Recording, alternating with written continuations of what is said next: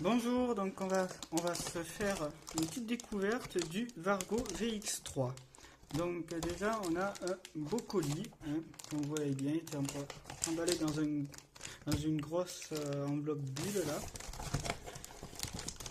Donc, allons voir, on a la longue boîte du téléphone avec à l'intérieur un petit adaptateur prise française. Donc au niveau de la boîte, on a une boîte un peu originale, une boîte longue avec, alors qu'est-ce qu'on a décrit ici? Fabriqué en Chine, modèle bleu, ok. De l'autre côté, donc on a le téléphone déjà qui a déjà été ouvert. Donc voilà, il n'est pas scellé d'origine. Et qu'est-ce qu'on a comme information de base? On a les IMEI, on a tout plein de choses. Je ne sais pas qu'est-ce que ça veut dire. Et ben on va passer alors, on va ouvrir la boîte pour commencer.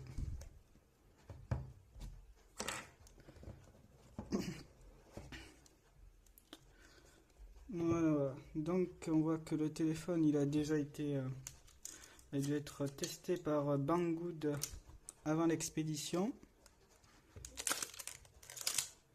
Donc on voit qu'ils ont qu'ils ont enlevé les films plastiques. Voyons voir. Donc c'est peut-être pour mettre la room multilangue. Ça veut peut-être dire que c'est que d'origine le téléphone ne prend pas en charge le multilangue. Là on a la carte IMEI, très bien. Donc on va enlever tout ça. Voilà. On enlève de l'autre côté. On a un très beau téléphone bleu. Attends, une petite poussière là. Oula, on n'arrive pas à l'enlever. Ah non, c'est des petites taches, je verrai ça après. Bon, on a un très joli téléphone bleu. Très beau. Donc on va l'allumer et en attendant, on va faire regarder le contenu de la boîte. Est-ce qu'il va tenir là? On va le poser comme ça. Au niveau du contenu de la boîte, on a une coque. La coque fournie avec qui protège pas tous les bords du téléphone mais qui est très jolie. Voilà, bon ça fait plaisir. On a déjà une protection d'origine au moins pour le protéger. C'est toujours ça. Ensuite, passe au compartiment en dessous. Alors, on a plusieurs petites boîtes, plusieurs compartiments. On va commencer par le plus gros.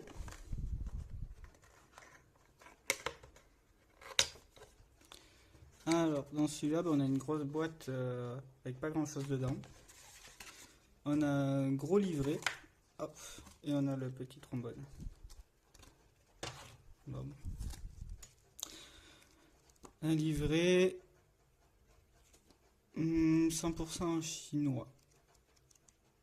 Bon, ils ont fait un gros livret, ils n'ont même pas mis l'anglais dedans, donc bon. Ensuite, passons à côté, ici on va avoir le bloc de charge chinois.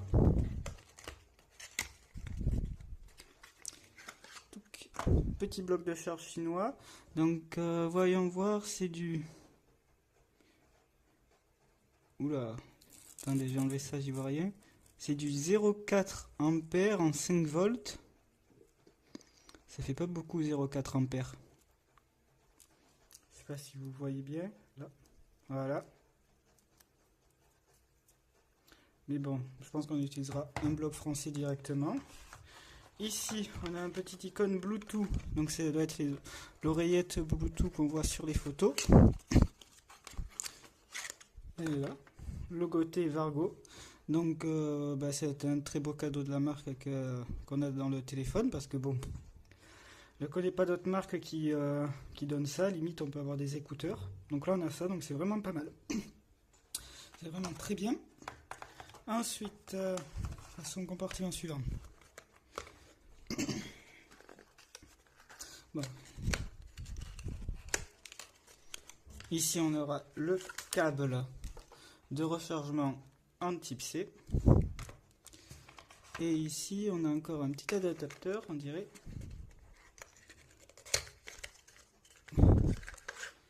qui est le câble, un câble micro USB qui doit servir à la recharge de l'oreillette. Donc on a une boîte plutôt bien garnie. Avec, donc on a le chargeur, une oreillette avec un chargeur d'oreillette plus une coque. Donc on a une boîte vraiment bien garnie, très sympa de la marque. On met ça là-dedans. Hop là, j'enlève toutes les petites boîtes. Alors revenons sur le téléphone. Donc oui, on a vu, on a aussi un petit bouton ici de ce côté en plus. On verra à quoi il sert. Il est rainuré et il est avec une petite bordure rouge ici. Donc le téléphone, il était déjà d'accord. Donc ils avaient fait la première configuration. Donc on va aller voir de se le mettre en français.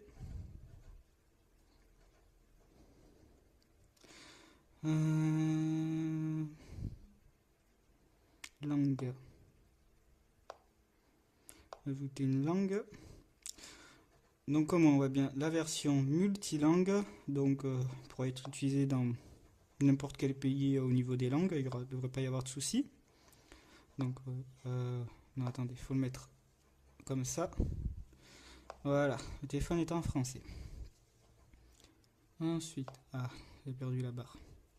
Donc voyons voir qu'est-ce qu'on peut parler sur l'aspect. Donc j'ai noté un peu les techniques du téléphone. Donc c'est un écran en 5,7 pouces pour la diagonale. C'est de l'LCD IPS en résolution 720p, donc c'est l'HD+. Un écran en normalement 2,5D mais très légèrement.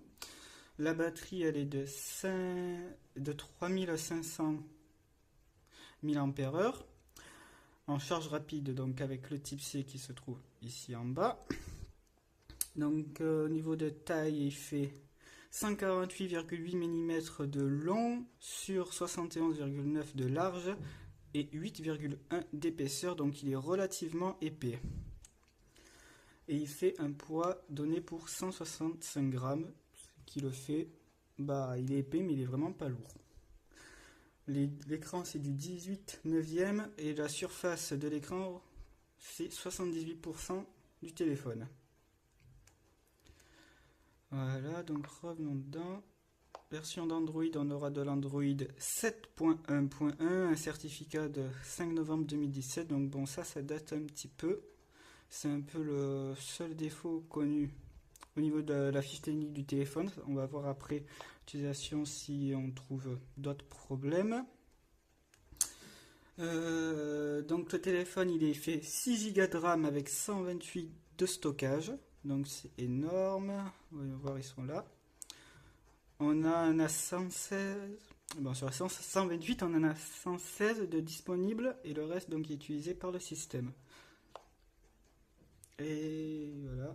Au niveau des appareils photo, au dos, on a un appareil photo principal en ouverture 2.0 de 13 mégapixels avec un second appareil photo de 8 mégapixels interpolé en 13 mégapixels.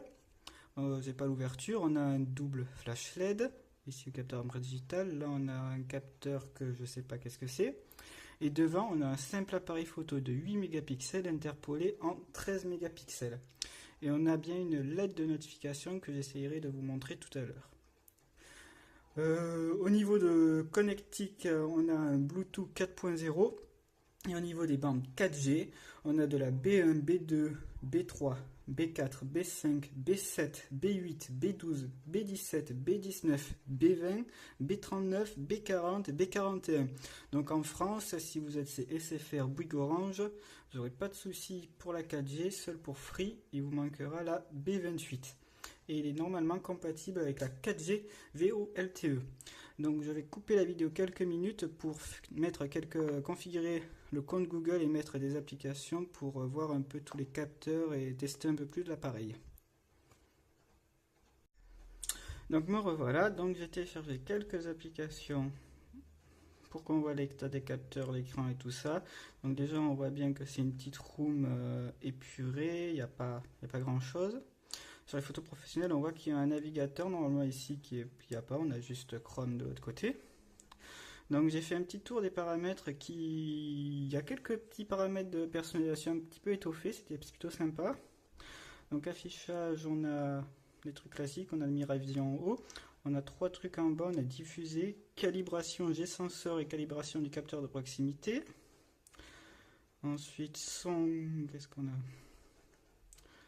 On a une optimisation du son.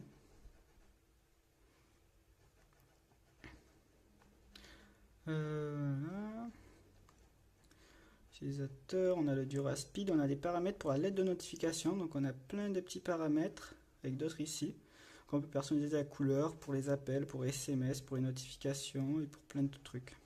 Donc ça c'est vraiment bien. On a non-touch opération, je sais pas à quoi ça sert. On a arrêté les tâches de fond, on a le module main. On peut éditer la barre de navigation. Donc voilà, on est plutôt sur une room qui ressemble un peu à de l'Android AOSP parce qu'on a vraiment les applications Android AOSP pour la plupart. Mais bon, on a quand même quelques petits paramètres pour étoffer un peu tout ça. On va commencer avec Display Tester. Donc j'avais commencé à regarder l'écran qui est relativement beau. Est-ce que vous voyez bien les couleurs? Voilà, pas trop de reflets.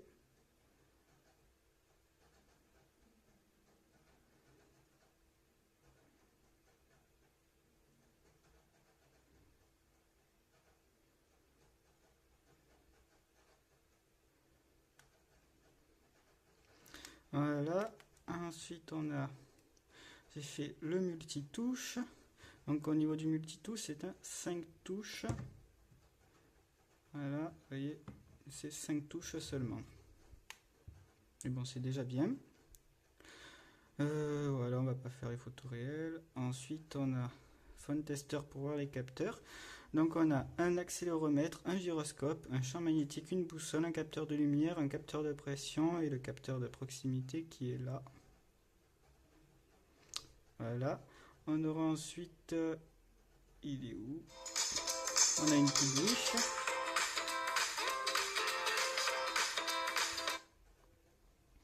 On a ici... On a bien le NFC de supporter. Et donc ensuite on va passer en tutu. Donc j'ai pas fait le test, je ferai le test un peu plus tard, je mettrai en photo le résultat. Donc mon appareil, on a une... Alors au niveau de la... C'est un peu bizarre ici, marque Alps, modèle D1001. Donc on va voir après, mais il y a un petit souci avec ce téléphone. On a déjà une petite représentation du score en tutu ici, 77 408. Donc Android 7, on a un seul capteur arrière qui est détecté en 13 mégapixels. On a bien pratiquement les 6 Go de RAM. Voilà. Pour le stockage, on en a 110 ici. Le Mediatek. Donc ici, on a Mediatek, donc 6757 CD. La maillité 880. L'écran, c'est bien du 720p, 5,7 pouces. Donc 13 et 8 à l'avant. La batterie bien 3500. Android 7, voilà. NFC prise en charge. Voilà, voilà. Mais là où il y a un petit problème avec ce téléphone, c'est ici. Vérification de l'appareil. Donc et là, on a un gros problème. Votre appareil est une imitation. Nous vous conseillons de comparer les spécifications de votre appareil avec les spécifications officielles. Si vous avez des questions au sujet des résultats, n'hésitez pas à nous contacter. Donc là, on a un gros problème ici. Donc là, je ne sais pas quoi dire. On a un gros problème ici. Après, je voulais parler au niveau de la qualité de fabrication qui, pour moi, laisse à désirer. Si on revient derrière, bon, je vais vous montrer l'appareil photo qui dépasse un petit peu. Mais vous allez voir, si vous voyez là au niveau du capteur d'entrée totale, on a une trace de colle. Donc on a plusieurs points noirs sur le dos. Donc les vitres de couleur là, bleu et rouge, je pense que ça va vite s'abîmer. Donc on conseille de prendre peut-être le gris, ça se verra moins. Ensuite on a le truc qui fait du bruit là quand on appuie. Je ne sais pas si vous allez entendre. Mais ça fait du bruit, il y a comme un espace, et ça a l'air vraiment d'être du petit plastique de très mauvaise qualité. Qualité de fabrication laisse vraiment à désirer. Pareil, Pas si vous verrez là sur les bordures, elles sont vraiment pas belles du tout. Là ça va, ici ça va, mais là en bas c'est pas bien net, la découpe du plastique. Donc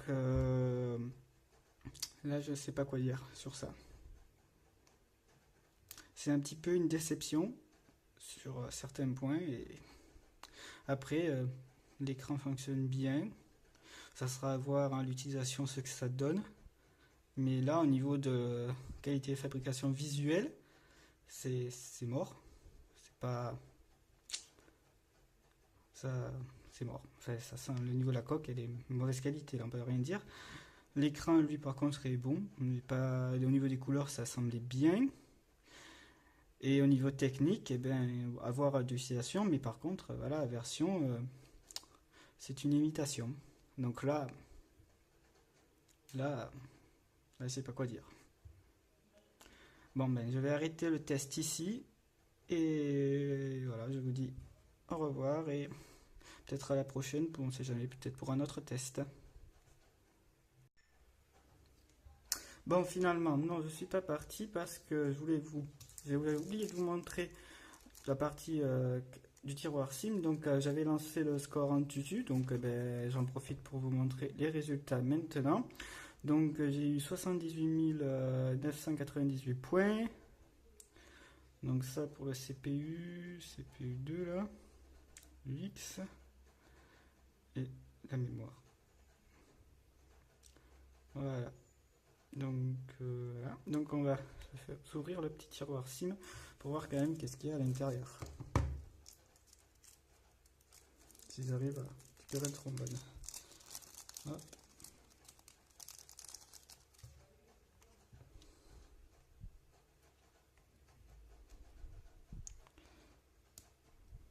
Moi qui n'arrive jamais à les ouvrir.